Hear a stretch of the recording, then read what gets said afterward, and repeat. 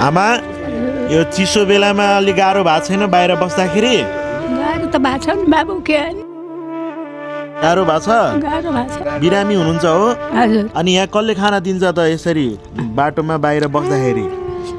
खाइराखेको छ के अरे, खाइराखेको छ? खाइराखेको कसले दिनुहुन्छ नि? आफै लिएर खानुहुन्छ कि अरूले दिएर खानुहुन्छ? अरूले दिएर खाने हो। अरूले दिएर खानुहुन्छ? अँ, अनि अघि आउँदा त हुनुहुन्थेन त, हजुर कता जानुभएको थियो? घुम्न घुम्न जानुभएको थियो? अनि तपाईँलाई अब हामी मानव सेवा आश्रमदेखि आएको, हजुर, हजुरलाई बुवालाई आश्रममा लगेर औषधि उपचार गर्ने, हजुरलाई बिहान 7 बजे 10 बजे 2 बजे र राति 6 बजे गएर 4 टाइम खाना खुवाउने गरेर त्यो जाडोमा न्यानो कपडा लाउने गरेर लैजान लागेको हामीले हो।